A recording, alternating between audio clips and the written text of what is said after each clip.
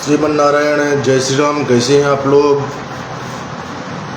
भगवान की कृपा, भगवान की दया, अनुकंपा सदैव आप पर बनी रहे और जीवन में आपके सदा खुशहाली रहे। मैं यही भगवान से निवेदन करना चाहता हूँ। कहते हैं अति हरि कृपा जाहि पर होई, पाँव दे तब मार्ग सोई। भगवान की कृपा के बगैर काम बनता नहीं है। भगवान की कृपा हो तो सारे काम अपने आप अच्छी प्रकार से बनने लगते हैं। आइए परमात्मा की थोड़ी सी चर्चा आपके मध्य में, और फिर जैसी प्रभु की इच्छा। भगवान कहते हैं भगवान की कृपा जो है सबको प्राप्त नहीं होती, जिसके ऊपर अति कृपा होती है। हम और आप पूरी जवानी, पूरी जिंदगी नाना प्रकार के कार्यों में लगाए पड़े हैं। जिंदगी का मतलब क्या है, जिंदगी को कैसे हमको कहाँ पर कैसे लगाना चाहिए, अपनी जिंदगी को कैसे सुदृढ़ बनाना चाहिए, ये हम लोग अपने जीवन को सुदृढ़ बनाने का प्रयास नहीं कर रहे। जीवन में हमको क्या करना चाहिए वो उद्देश्य हमारे मन में नहीं है। और धीरे धीरे जब जिंदगी ये चली जाएगी, आपकी जिंदगी में कुछ नहीं रह जाएगा, तब आपके पास जो है पछताने के अलावा कुछ नहीं रह जाएगा।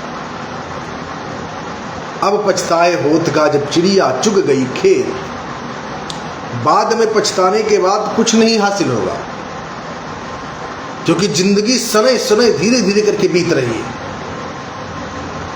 आज बाल्यावस्था है, कल युवावस्था होगी, फिर वृद्धावस्था होगी, फिर जीवन नष्ट हो जाएगा। किसी कवि ने गाया है, किसी कवि ने कहा है, अरे चली जा रही है उम्र धीरे धीरे, चली जा रही है ये उम्र धीरे धीरे। अब पल पल आठों पहर धीरे धीरे, चली जा रही है उम्र धीरे धीरे। ये बचपन भी जाए, जवानी भी जाए, बचपन भी जाए, जवानी भी जाए, अरे बुढ़ापे का होगा असर धीरे धीरे, बुढ़ापे का होगा असर धीरे धीरे। चली जा रही है उम्र धीरे धीरे, चली जा रही है उम्र धीरे धीरे। तेरे हाथ पाँव में दम ना रहेगा, तेरे हाथ पाँव में दम ना रहेगा, अरे झुकेगी तुम्हारी कमर धीरे धीरे। चली जा रही है उम्र धीरे धीरे, ये पल पल ये आठों पहर धीरे धीरे। चली जा रही है उम्र धीरे धीरे, ये आठों पहर ये आठों पल पल ये आठों पहर धीरे धीरे। बुराई से मन को तू अपने हटा लो, बुराई से मन को तुम अपने हटा लो, सुधर जाएगा तेरा जीवन धीरे धीरे। चली जा रही है उम्र धीरे धीरे। धीरे धीरे करके उम्र बीत रही है। जो उद्देश्य मन में हो, उद्देश्य हमारे बने के बने हैं, उनको पूरा करने का जो समय है वो हमारे पास नहीं। चली जा रही है उम्र धीरे धीरे, ये आठों पहर, ये पल पल ये आठों पहर धीरे धीरे। ये बचपन भी जाए, जवानी भी जाए, बुढ़ापे का होगा असर धीरे धीरे। बुढ़ापे का जब असर होगा तब राम नहीं निकलेगा मुझसे। बुढ़ापे का जब असर होगा तो भगवान का नाम नहीं आएगा मुख में। अंत राम मुख आवत नाही, जन्म जन्म मुनि जतन कराए। जन्म जन्मांतर तक मुनि जतन करते हैं, ऐसा समय आ जाता है अंत समय मुख आवत नाही। कौन सा नाम है? अंतराम। अंतराम जी का नाम मुख में नहीं आता। कहते हैं राम निकलता है फाम, कहते हैं राम निकलता है काम, भगवान का नाम नहीं निकल रहा है। क्या विडंबना है संसार की। बचपन में भक्ति की ज्योति जला देनी चाहिए। जवानी आते आते भक्ति पुष्ट हो जाती है और बुढ़ापा आते आते भक्ति अपना रंग दिखा देती है। कहने का तात्पर्य यह है, बचपन सुधर गया तो और आपका सब कुछ सुधर जाएगा। ज्यादातर लोग बचपन से ही बिगड़ते हैं,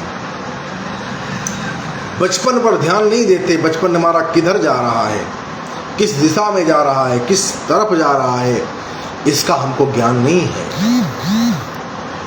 बचपन हमारा अगर सुधर जाएगा तो जवानी तो आते आते जवानी तुम्हारी और अच्छी हो जाएगी, और जवानी जब अच्छी रहेगी तो बुढ़ापा खलने वाला नहीं है। ध्यान रखना, ये बचपन भी बीते, जवानी भी बीते, बुढ़ापे का होगा असर धीरे धीरे। बुढ़ापे का जिस दिन असर होगा प्यारे, कोई कार्य आप कर नहीं पाएंगे चाहे इतना प्रयास करें। जो मन में इच्छाएं लेकर के आए हैं कि हम ये कार्य करेंगे, वो कार्य करेंगे, ये ऐसा करेंगे, वैसा करेंगे, तब नहीं हो पाएगा। बचपन में जो चीज नहीं कर पाए, हम अपने बच्चों को बचपन में नहीं जोड़ते, बचपन में भगवान से नहीं जोड़ने का काम करते हैं। बचपन में हम भगवान से जोड़ने के बजाय बच्चों को मोबाइल से जोड़ देते हैं। जब बचपन में बच्चों को मोबाइल से जोड़ देते हैं तो व्यक्ति उन चीजों में लिप्त हो जाता है जिन चीजों की आवश्यकता उनको नहीं है। उन चीजों की आवश्यकता नहीं है उसको, वो हम उसको उसी तरफ जोड़ रहे हैं जहां से उसका विनाश निश्चित है। मोबाइल अधिकतर लोगों के पास जो है, वो मोबाइल व्यक्ति के विनाश की जड़ बने जा रहे हैं। बचपन में बच्चे को मोबाइल नहीं देना चाहिए। बचपन में व्यक्ति को तो संस्कार देने चाहिए। बचपन में व्यक्ति को संस्कार नहीं दिए, बच्चे को संस्कार नहीं दिए, तो संसार में फिर आगे आपका उद्धार होने वाला नहीं है। जान लीजिए। तब आप कहेंगे मेरा बेटा वृद्धाश्रम मुझको छोड़ दिया, मेरा बेटा जो है हमारा सम्मान नहीं कर रहा है। तब कहेंगे हमारा बेटा सम्मान नहीं कर रहा है, तब आपको पता चल जाएगा क्या है उसकी विडंबना। मैं आपसे जो कहने आया हूं सुनिए, बचपन में बच्चे को संस्कार देने का प्रयास करिए। ये बचपन भी बीते, जवानी भी बीते, बुढ़ापे का होगा असर धीरे धीरे। चली जा रही है जिंदगी उम्र धीरे धीरे। ये जिंदगी आपकी बीतती चली जा रही है, आपको ख्याल नहीं है, एक पैसे का ध्यान नहीं है आपको। मैं आपसे निवेदन कर देना चाहता हूं, हमारे आज महंत मोनू पांडे जी भी गड़िया बाजार से जुड़े हुए हैं। भैया बहुत बहुत आशीर्वाद आपको, बहुत बहुत आभार आपका। और हमारे आकाश मणि भैया भी जुड़ गए हैं, बहुत सुंदर। आकाश मणि भैया जी का मैं लाइव देखता रहता हूं, बहुत अच्छा लगता है। बहुत बहुत साधुवाद आपको। तो हमारा कहने का तात्पर्य आपसे यही है कि अपने बच्चों को बचपन में संस्कार से जोड़ने का काम करिए। अपने बच्चों को ऐसी स्थिति में मत ले जाइए जिस स्थिति में ले जाकर के उनका विनाश निश्चित हो जाए।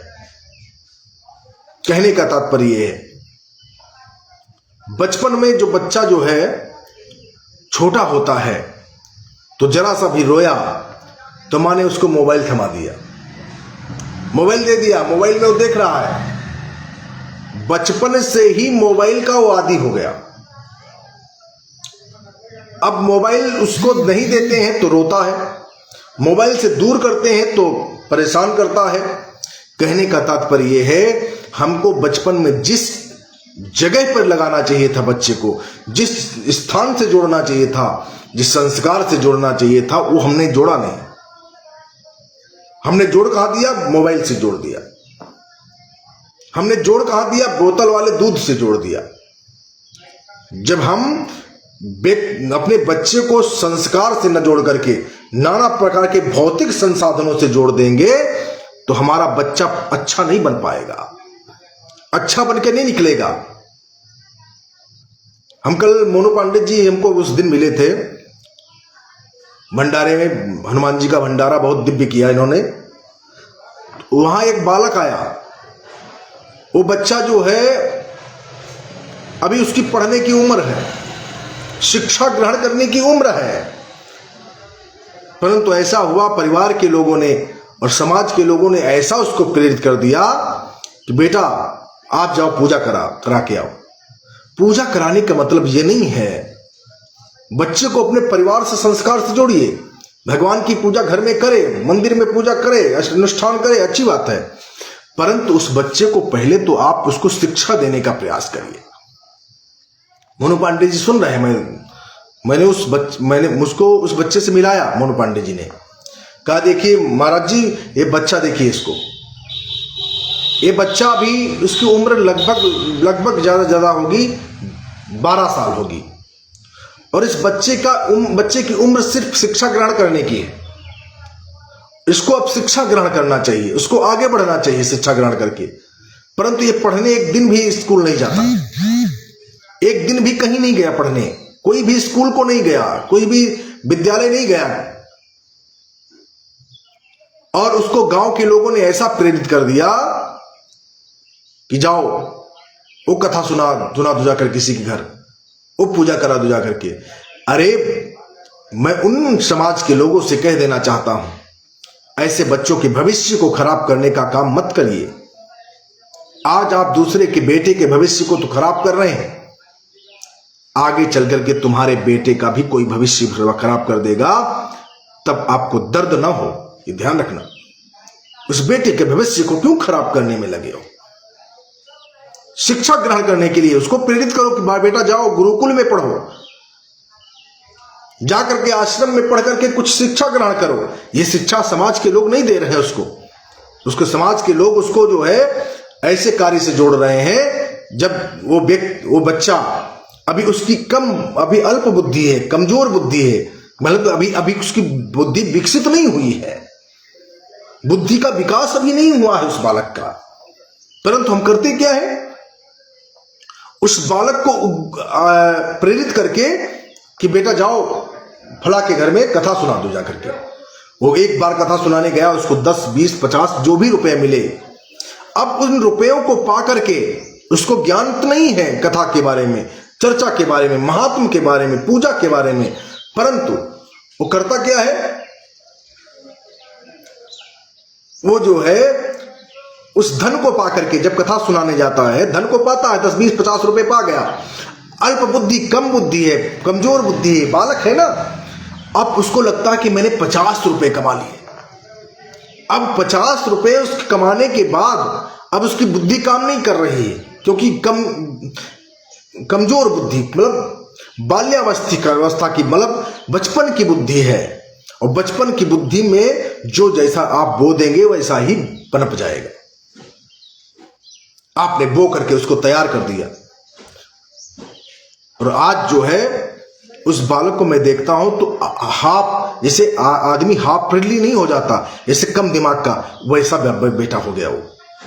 बढ़िया से सिखा रखाए है, बढ़िया सा तिलक लगाए है, बढ़िया सा वेशभूषा, परंतु उसका जो मस्तिष्क जो विकसित होना चाहिए था वो अब विकसित नहीं है, विकसित नहीं हो पा रहा है। वो मस्तिष्क समाज के उन लोगों के बीच में पड़ करके उसका मस्तिष्क का जो है दीवाना निकल रहा है। कहने का तात्पर्य ये है, उस व्यक्ति को, उस बच्चे को बढ़ना चाहिए, बढ़ने के बजाय उसको पीछे टांग पकड़ के खींच करने का काम कर रहे हैं समाज के लोग। मैं आपसे निवेदन कर देना चाहता हूँ, मोनू पांडे जी ने हमको उसको मिलाया, जब उसको उसके दर्शन कराए तो हमको बहुत, मोनू पांडे जी ने कहा देखिए महाराज जी, कितना अभी तो इसकी पढ़ने की उम्र है और ऐसे समाज के लोगों ने ऐसे इसको प्रेरित कर दिया है जिससे इसका उद्धार तो होने वाला नहीं है। मुझे बहुत कष्ट हुआ, बहुत, मैंने कहा सही कह रहे हो महंत जी, अभी बच्चे के पढ़ने की उम्र है, शिक्षा ग्रहण करने की उम्र है, और उस शिक्षा ग्रहण करने की उम्र में वो जो है ऐसे कार्य से जुड़ गया है, ऐसे जगह से जुड़ गया है जो आगे उसका विकास नहीं हो पाएगा। आजकल कंपटीशन का जमाना है, चाहे ब्राह्मणत्व का हो, पूजा पाठ का हो, चाहे किसी चीज का हो। एक ब्राह्मण दूसरे ब्राह्मण को देखना पसंद नहीं करता, ये ध्यान रखना। आपको अगर 10 श्लोक याद है तो सामने वाले को अगर 5 याद है तो उन 5 श्लोकों को हम सुनाने का प्रयास करते हैं जिससे इसका सम्मान घट जाए, ये अपमानित हो जाए। ऐसा कार्य समाज में हो रहा है, इसलिए समाज में हमको और आपको शिक्षा की जरूरत है, शिक्षा ग्रहण करने की आवश्यकता है। बचपन किसी बालक का बेकार करने की जरूरत नहीं, बर्बाद करने की जरूरत नहीं है। यदि आप किसी बच्चे के बचपन को बर्बाद कर देंगे, बचपन को नष्ट कर देंगे, तो क्या पाएंगे आप। इसलिए मैं आपसे जो निवेदन करने आया हूं वो आप बड़े ध्यानपूर्वक सुनिए। और हम और आप जो है भगवान को तभी याद करते हैं जब हमारे ऊपर दुख पड़ता है।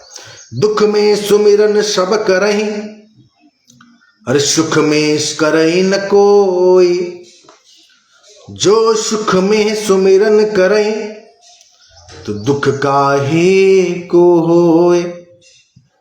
हम और आप इतने जो है गिर चुके हैं जिसकी कोई कल्पना नहीं की जा सकती।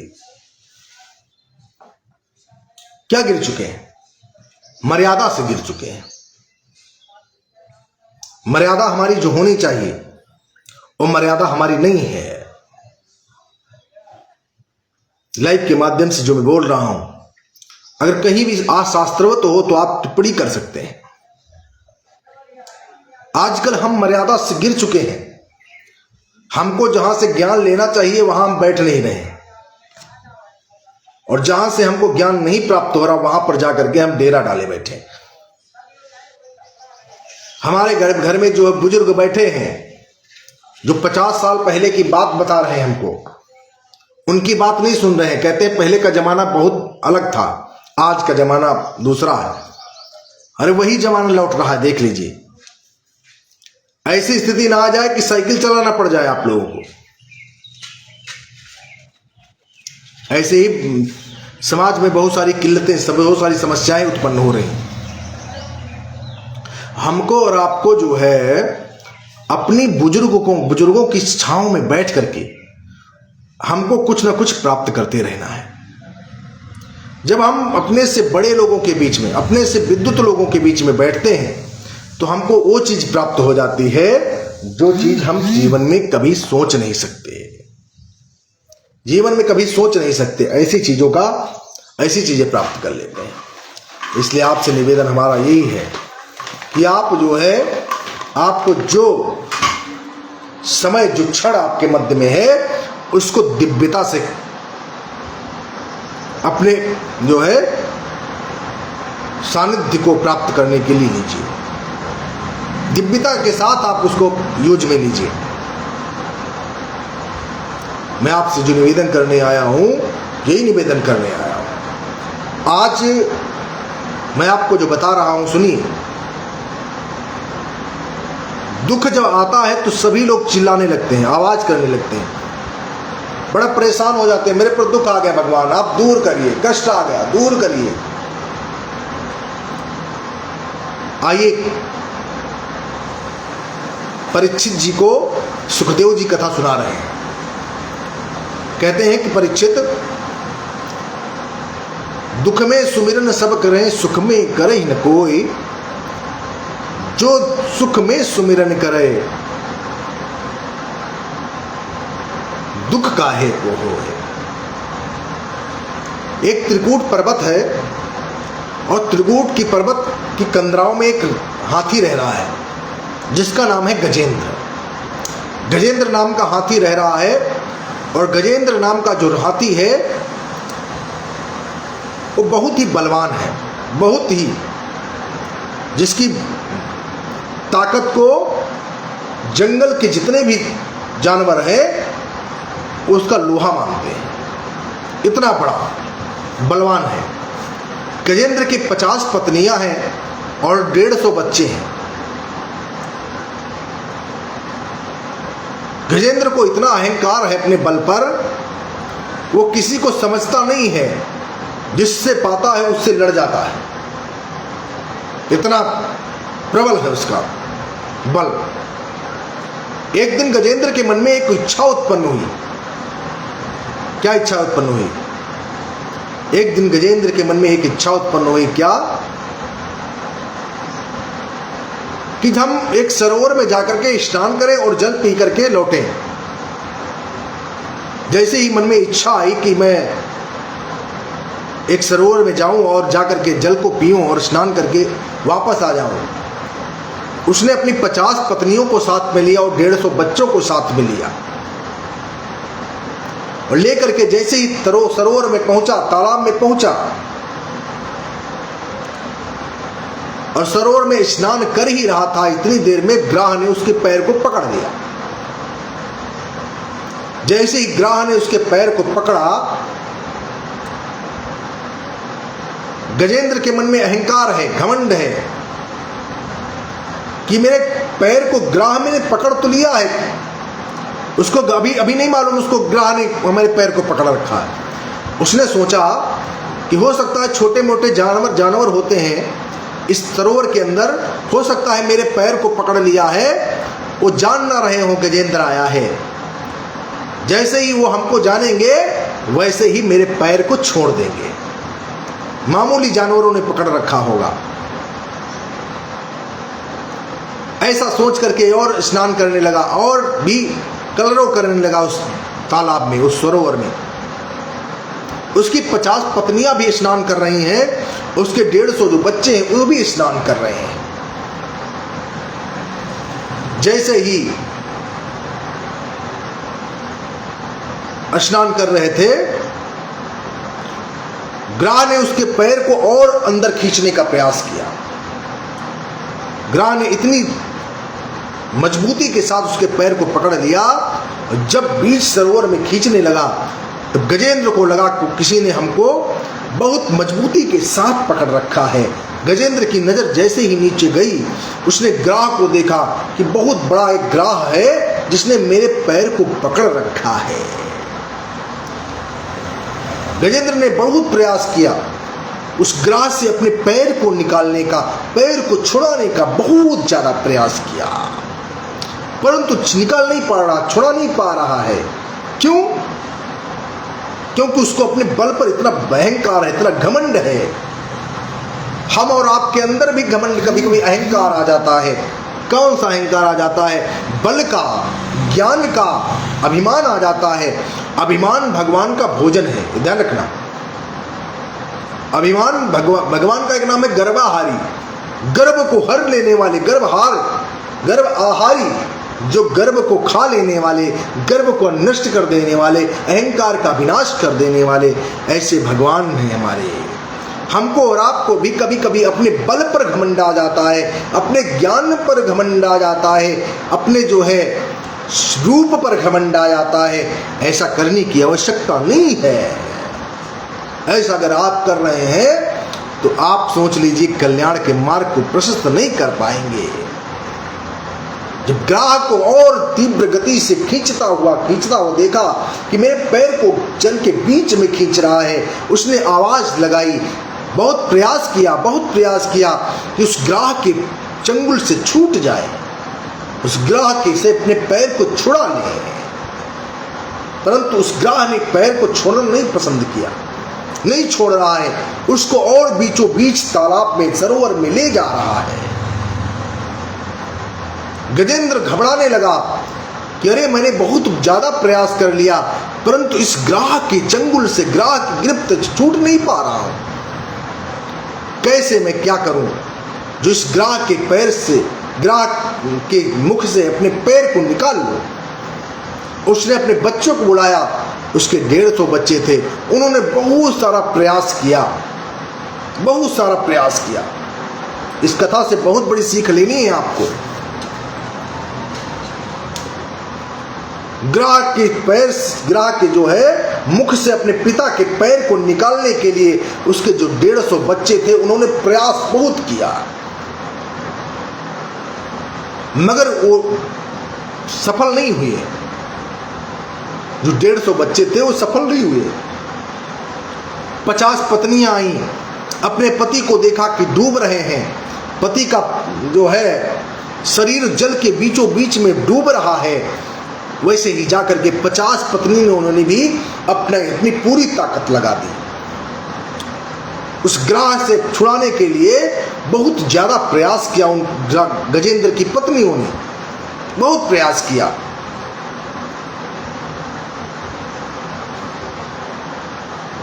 जैसे ही प्रयास किया कि उस ग्राह के मुख से पैर को निकाल ले, वैसे ही गजेंद्र ने कहा अपनी पत्नियों से थोड़ा सा और ताकत लगाइए। गजेंद्र की पत्नियों ने कहा, स्वामी मेरे अंदर जितनी भी ताकत थी मैंने सब लगा दी, मगर आप छूट नहीं पा रहे हैं। बच्चे भी गजेंद्र के चले गए। गजेंद्र के जितने भी बच्चे थे, जो 150 बच्चे थे, वो चले गए।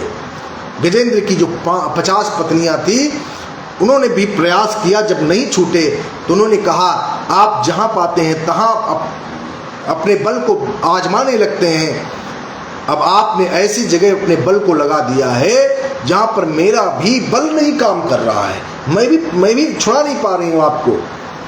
गजेंद्र की पत्नियों ने भी साथ छोड़ करके चल पड़ी।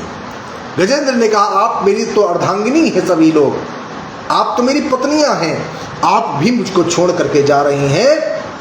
मैं आपसे निवेदन करना चाहता हूं कि आप मुझको छोड़ करके मत जाइए। बार बार निवेदन किया, परंतु पत्नियों ने क्या कहा? पत्नियों ने कहा, मैं छोड़ करके इसलिए आपको जा रही हूं क्योंकि आपने आज तक जितनी भी जगह आपने युद्ध किया, वो युद्ध आपका जो है बहुत अच्छा था, परंतु आज आपने ऐसी जगह युद्ध ठान दिया है जहां पर हमारे बस की भी बात नहीं है कि आपको हम छुड़ा लें चंगुल से। गजेंद्र के आंखों से आंसू गिरने लगे। उसको आभास हो गया, क्या करें? उसको आभास हो गया, अब करें तो क्या करें? अब तो मेरा प्राणांत हो रहा है, अब तो मैं मर जाऊंगा, बचूंगा नहीं, मेरा अंत हो जाएगा। गजेंद्र मोक्ष की स्तोत्रों को गाया। गजेंद्र ने स्तुति की भगवान की, परंतु भगवान की स्तुति करने लगा वो। आज उसके मन में विचार आया कि मैं आज तक समझता था कि मेरे 150 बच्चे हैं। भैया मोनू पांडे जी, हमारे मोनू पांडे जी, आकाशमणि भैया जी, रवि दुबे जी, भैया आशीर्वाद है आपको रवि दुबे जी। कहने का तात्पर्य ये है कि अभी तक मुझको अपने परिवार पर बहुत बड़ा घमंड था, अहंकार था कि मेरे 150 बच्चे हैं और 50 पत्नियां हैं, मेरा अहित नहीं हो सकता, मेरा बड़ा परिवार है। आज एक एक करके सभी लोगों ने मेरा साथ छोड़ दिया, आज मेरे साथ कोई नहीं है।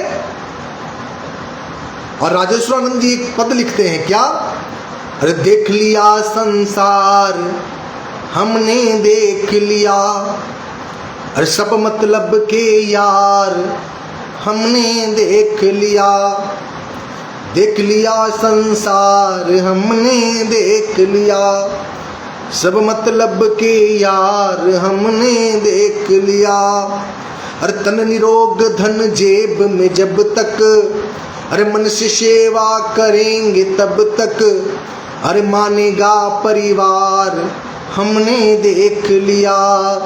अरे देख लिया संसार हमने देख लिया। इस संसार को हमने देख लिया है। इस संसार के भरोसे जितने दिन तक हम लोग रहे, संसार ने हमको क्या दिया? संसार के भरोसे रहने के बाद अपमान के सिवा आपको कुछ मिलने वाला नहीं है। भगवान के भरोसे रहने की आवश्यकता है। संसार के भरोसे रह करके सिर्फ अपमान ही मिलेगा। संसार के सामने दुख कहने से आपको अपमान ही मिलेगा। लोग आपकी हंसी उड़ाएंगे। और जब आप भगवान से जुड़ जाएंगे, आराध्य से जुड़ जाएंगे, तो आपको सम्मान की जरूरत है। सम्मान सब कुछ मिलेगा, भगवान की कृपा आपको प्राप्त होगी। आज गजेंद्र सोच रहा है, आज मेरी पत्नी ने भी मेरा साथ छोड़ दिया। साथी है मित्र गंग के जल बिंदु पान तक, अर्धांगिनी बढ़ेगी केवल मकान तक। परिवार के सब लोग चले शमशान तक, अरे बेटा भी हक निभाएगा अग्निदान तक। सभी की जो है सीमा है, सभी की एक सीमा है, कहां तक कौन जा सकता है। साथी है मित्र गंग के जलबिंदु पान तक। ये सब जो है, आपके पास पैसा है, धन है, संपत्ति है, तो आपके साथ मित्र जुड़े हैं। यदा कदा ऐसे मित्र होते हैं जो आपके समर्पण भाव से जुड़े होते हैं, समर्पण भाव से जुड़े होते हैं। बहुत सारे मित्र ऐसे होते हैं आपके पैसे से जुड़े होते हैं, आपके पास धन है, उस धन से जुड़े होते हैं कि हो सकता है हमको थोड़ा बहुत लाभ मिल जाए। और बहुत सारे मित्र ऐसे होते हैं जो अपने मित्र के लिए अपने प्राण तक निछावर कर देते हैं। और पत्नी की दायरा कहाँ तक है? पत्नी की सिर्फ आपकी मृत्यु के बाद पत्नी सिर्फ घर तक सीमित है। और परिवार के जितने लोग हैं सब शमशान तक जाएंगे। बेटे का काम है सिर्फ आपकी कपाल क्रिया करने के बाद उसका भी दायित्व समाप्त हो जाता है। वो भी सब कहने के तात्पर्य में कहना चाहता हूं, कोई किसी का नहीं है। सुर नर मुनि सब की यह रीति, स्वार्थ लाग करे सब प्रीति। सुर और नर मुनि सभी की रीति क्या है? स्वार्थवश प्रेम करते हैं। कोई प्रेम नहीं करता आपसे। 10 दिन के लिए आप बिस्तर पर लेट जाइए, आप देख लीजिए कि माँ कितना प्रेम करती है, पिता कितना प्रेम करता है, भाई कितना प्रेम करता है, पुत्र कितना प्रेम करता है, पत्नी कितना प्रेम करती है। लेट करके देखिए, आप लेट करके तो देखिए कि आपके साथ कितना प्रेम जुड़ा है किसी का, आपका कितना प्रेम किससे है।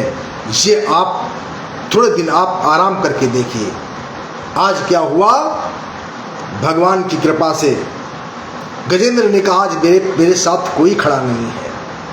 आज मेरी पत्नियों ने मेरे बड़ा साथ छोड़ दिया। आज तक मुझे घमंड था अपने बच्चों पर, अपनी पत्नियों पर। मैं आज तक संसार के भरोसे था, मैं आज तक संसार के भरोसे रहा कि संसार में जो है हमको सिर्फ संसार से हमको सब कुछ प्राप्त हो जाएगा। संसार के भरोसे रह करके मैंने अपने आप का अहित कर लिया। गजेंद्र रोने लगा। गजेंद्र की आंखों से आंसू झरझर की तरह गिरने लगे। गजेंद्र ने क्या किया? गजेंद्र ने स्तुति गाई और स्तुति में भगवान का नाम नहीं लिया। गजेंद्र ने कहा मेरी रक्षा करो, और किसी का नाम नहीं लिया, स्तुति पूरी गा डाली। भगवान सारे देवता आकाश मार्ग पर सभी देवता खड़े हैं और सभी देवता सोच रहे हैं कि मेरा नाम ले तो मैं पहुंच जाऊं। कोई कहता मेरा नाम ले मैं पहुंच जाऊं, कोई कह रहा मेरा नाम ले ले मैं पहुंच जाऊं बचाने के लिए गजेंद्र को। गजेंद्र ने किसी का जब नाम नहीं लिया तो भगवान ने क्या किया, भगवान ने सोचा कि अब जब किसी का ये नाम नहीं ले रहा है तो ये जब किसी का नाम नहीं ले रहा समझ लीजिए मेरा नाम ले रहा है, भगवान चल पड़े। पूरी कथा को विधिवत सुनिए आप।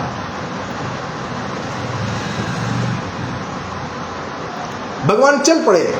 भगवान ने गरुड़ से कहा चलिए तैयारी बनाइए। गरुड़ तैयार होने के लिए गए तो गरुड़ को मन में घमंड आ गया। गरुड़ के मन में घमंड आ गया, अहंकार आ गया। गरुड़ के मन में अहंकार क्या आ गया? गरुड़ ने सोचा कि मेरे बगैर भगवान का काम ही नहीं चलता। आकाशमणि भैया जी, मोनू जी, गरुड़ ने सोचा मेरे बगैर भगवान का काम ही नहीं चलता, मैं कहीं ना जाऊं तो भगवान जा नहीं सकते, मैं भगवान को लेकर के उड़ता हूं। ऐसा घमंड हो गया उस गरुड़ को। घमंड का बीज अंकुरित हो जाता है तो भगवान उसको जड़ सहित उखाड़ करके फेंक देते हैं। घमंड का बीज कभी अंकुरित नहीं होना चाहिए। हम अभाव में कैसे जी रहे हैं और प्रभाव में कैसे जी रहे हैं, ये हमारे मन में निश्चय होना चाहिए। हम कैसे जी रहे हैं वो हमारा मन है। मतलब हमको अभाव में भी जीना आना चाहिए, प्रभाव में भी जीना आना चाहिए। मोनू पांडे जी, मांत जी, हम अभाव में अगर जी रहे हैं, जब हमारे पास प्रभाव आएगा तो हमारा दिमाग कभी गलत दिशा में नहीं जाएगा, गलत निर्णय नहीं लेंगे। और जब कोई अभाव में जी ले और प्रभाव में, दोनों में जी ले, समझ लीजिए वो मनुष्य नहीं है, भगवान का भेजा हुआ कोई दूत है। अभाव और प्रभाव में जीना सीख जाए व्यक्ति, समझ लीजिए परमात्मा की उस पर महती कृपा है। कि कैसी कृपा है? महती कृपा है, महान कृपा है। अगर वो जो है जी ले तो हमें अभाव और प्रभाव में जीना आना चाहिए। गजेंद्र ने स्तुति गाई, किसी का नाम नहीं लिया। भगवान ने कहा जब किसी का नाम उसने नहीं ले रहा है तो मेरा ही नाम ले रहा है। भगवान कितने दयालु, देखिए मेरा ही नाम ले रहा है। और क्या किया भगवान ने? गरुड़ से तैयारी करने के लिए कहा। गरुड़ के मन में अहंकार आ गया कि मैं भगवान को लेकर के उड़ता हूं, भगवान को हर जगह पहुंचाता हूं और मैं ना रहूं, मैं अहंकार है। बकरी के अंदर मैं की आवाज आती है, इसीलिए वो कटती है। बकरी के अंदर मैं की आवाज होती है। मैं का मतलब अहंकार। जिसके अंदर मैं का अहंकार आ जाएगा वो जल्दी ही समाप्त हो जाएगा। बकरी जब कभी बोलती है कि मैं जो हूं मैं हूं, इसीलिए कटती है। उसी तरह गरुड़ के मन में अहंकार आ गया। गरुड़ ने कहा भगवान को लेकर के मैं उड़ता हूं, भगवान अगर मैं नहीं जाऊं तो भगवान पहुंच नहीं सकते। भगवान ने देखा कि अरे गरुड़ के मन में अहंकार आ गया, उनकी रक्षा बाद में करता हूं, गजेंद्र की रक्षा बाद में करता हूं, पहले मैं गरुड़ की रक्षा कर दूं, गरुड़ को बता दूं अहंकार क्या है। भगवान ने कहा गरुड़ आओ और चलो।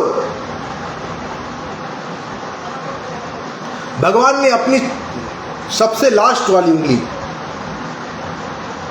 को गरुड़ जी के पीठ पर रख दिया। गरुड़ जी के पीठ पर जैसे ही वो उंगली को रखा, भगवान ने कहा गरुड़ उड़िए। गरुड़ ने उड़ना आरंभ किया। गरुड़ ने बहुत प्रयास किया, परंतु गरुड़ पसीना पसीना हो गए। गरुड़ के पसीना पसीना गरुड़ हो गए, परंतु गरुड़ तिल भर भी गरुड़ भगवान की शुंगनी उंगली को, लास्ट वाली उंगली को तिल भर नहीं हिला सके। पीठ पर रख दिया भगवान ने, तिल भर नहीं हिला सके। जब तिल भर नहीं हिला सके और पसीने स्तर बेतर हो गए, भगवान ने पूछा गरुड़ चलो क्या विलंब क्यों कर रहे हो? कहा महाराज आप जो है आप तो बैठे नहीं, आपने अपनी उंगली रख दी। भगवान ने कहा तुम्हारे अंदर अहंकार का बीज अंकुरित हो चुका है। जब मेरी लास्ट वाली उंगली को रख करके तू नहीं उड़ सकता, तो मुझको लेकर के कैसे उड़ सकता है? तुझे ये आभास नहीं है कि जब भी तू मुझको लेकर के चलता है, तू लेकर के नहीं चलता, मैं दोनों पैरों के बीच में बंद करके, दोनों पैरों के बीच में आपको दाब करके मैं खुद उड़ता हूं। ये है मेरे भगवान, ये मेरे हैं राघव, ये मेरे हैं कृष्ण, ये मेरे परमात्मा है। देखिए, हम आपके हमारे आपके अंदर अहंकार आ जाता है, मैं करता हूं, मैं। आपके क्या औकात है करने की? आपके औकात कुछ नहीं करने की। आपके औकात होती तो गौर भी कर लेते कुछ। हम और आप जो कर रहे हैं तो परमात्मा की कृपा से कर रहे हैं, उनकी दया से कर रहे हैं। ये ध्यान रखना। मैं आपसे निवेदन करने आया हूं। गरुड़ तिल भरी उंगली को हिला नहीं सके और गरुड़ के अहंकार को भगवान ने चूर चूर कर दिया। कहने लगे, तेरे अंदर घमंड आ गया कि मैं भगवान को लेकर के उड़ता हूं, प्रभु को लेकर के उड़ता हूं, परंतु हे गरुड़, तू मुझको लेकर के नहीं उड़ता, स्वयं मैं तुझको लेकर के उड़ता हूं। अगर मैं तुझको लेकर के ना उड़ूं तो तेरे बस की बात नहीं है कि मंजिल तक मुझको पहुंचा दे। गरुड़ का अहंकार चूर चूर हुआ। गरुड़ प्रभु जी के चरणों में, भगवान के चरणों में गिर पड़े, भगवान के चरणों में गिर पड़े। अब भगवान के चरणों से उठ नहीं रहे। भगवान, मैं क्षम्य नहीं हूँ, मेरा अपराध क्षम्य नहीं है, मेरा अपराध क्षमा के लिए नहीं है। मैंने आपके ऊपर जो है मैंने अपने ऊपर अहंकार किया, आप पर विश्वास नहीं किया, इसलिए भगवान मुझे क्षमा कर दीजिए। कहने का तात्पर्य मेरा यही है। मोनू भैया और आकाशवाणी भैया, रवि जी, हमें श्रद्धा और विश्वास के साथ भगवान के प्रति आपका विश्वास होना चाहिए। विश्वासम परमम सुखम, विश्वास नहीं तो सुख नहीं है। इसलिए आपसे निवेदन में करने आया हूं। तो क्या हुआ, वो जो गरुड़ थे चरणों में भगवान के गिरे पड़े हैं, भगवान ने उठाया और अंक से लगा लिया। ऐसे होते हैं भगवान। आज अहंकार था, आज भगवान ने अहंकार को तोड़ करके गरुड़ को अंक से भर लिया, अंक से लगा लिया। गरुड़ ने क्या किया, कहा प्रभु अब मुझे कोई अहंकार नहीं है, चलिए। गरुड़ जी ने भगवान को बिठाया और भगवान को बिठा करके चल पड़े। गजराज के समीप में जैसे ही भगवान पहुंचे, भगवान को आता हुआ देखा गजराज ने, वही गजेंद्र ने जैसे देखा कि भगवान आ रहे हैं, प्रभु आ रहे हैं, मेरे परमात्मा, मेरे इष्ट आ रहे हैं, तो उसने क्या किया, एक कमल का पुष्प उसी तालाब से निकाल करके भगवान के चरणों में समर्पित कर दिया। भगवान के चरणों में समर्पित कर दिया। फिर नारायण पी मनंग मदाफारम, नारायण का नाम लिया कि नारायण, लास्ट में उसने नाम लिया भगवान का, नारायण कह के पुकारा। भगवान आविर्भूत हो गए। भगवान के आंखों से आंसू गिरने लगे, भगवान की आंखों से झर आंसू गिर रहे हैं। भगवान करें तो क्या करें? भगवान ने देखा, करे अब क्या करें? भक्त तो मेरा रो ही रहा है, अब भक्त को मैं एक सेकंड भी कष्ट में नहीं रखना चाहता।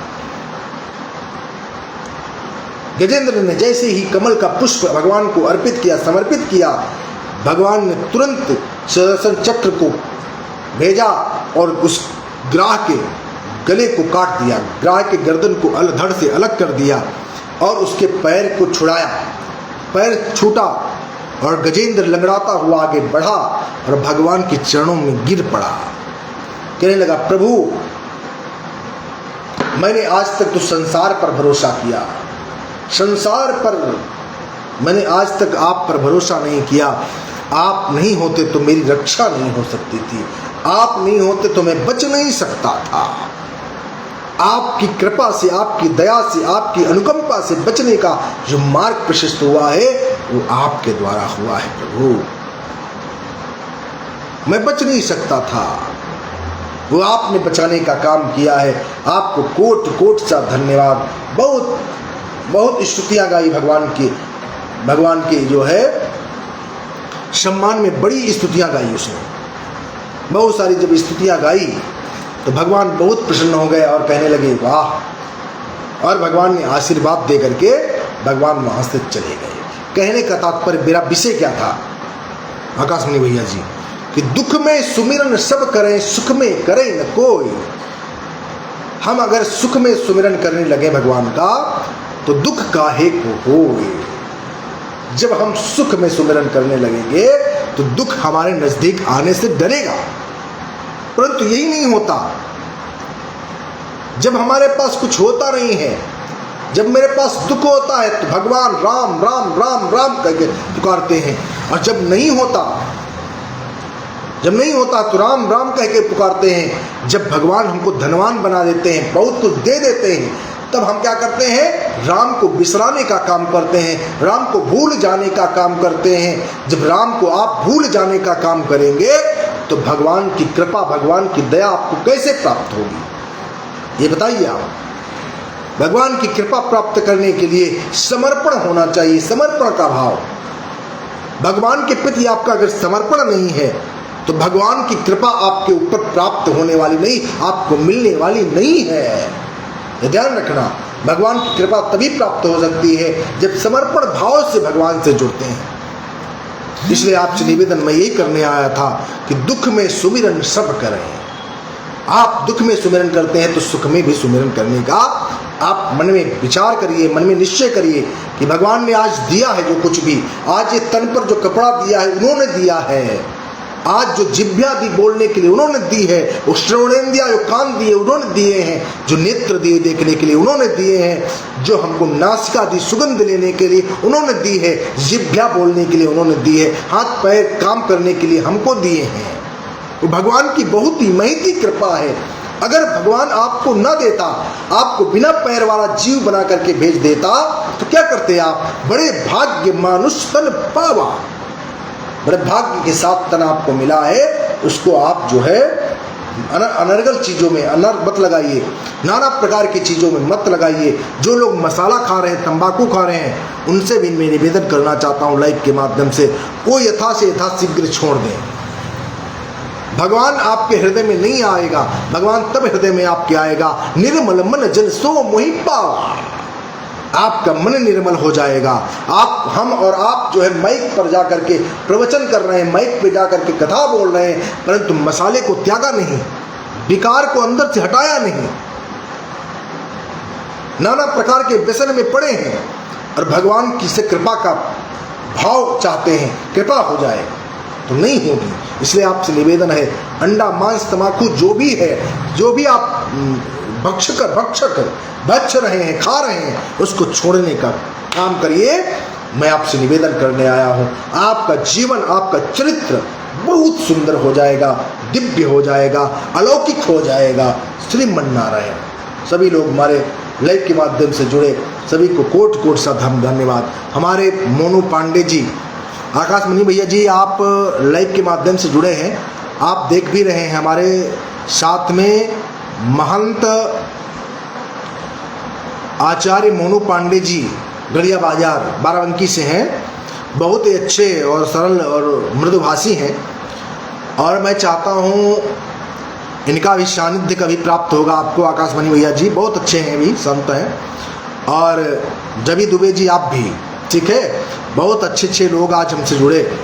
और आकाशमणि भैया आपको कोट कोट से धन्यवाद, आशीर्वाद। और हमारे छोटे भ्राता हैं हमारे महंत जी, मैं उनको भी बहुत बहुत आशीर्वाद प्रदान करता हूँ, बहुत बहुत मैं उनका आभार व्यक्त करता हूँ सभी के समक्ष कि आप हमारे लाइव के माध्यम से इतनी देर जुड़े रहे। क्योंकि आजकल आदमी के पास भगवान की कथा चर्चा सुनने के लिए समय नहीं है, नाना प्रकार के व्यसन में पड़ने का लिए समय है। इसलिए आपसे निवेदन जो करने आया था उस निवेदन को आप स्वीकार करिए, और सभी को कोट कोट सा धन्यवाद। बोलो जय श्री राम।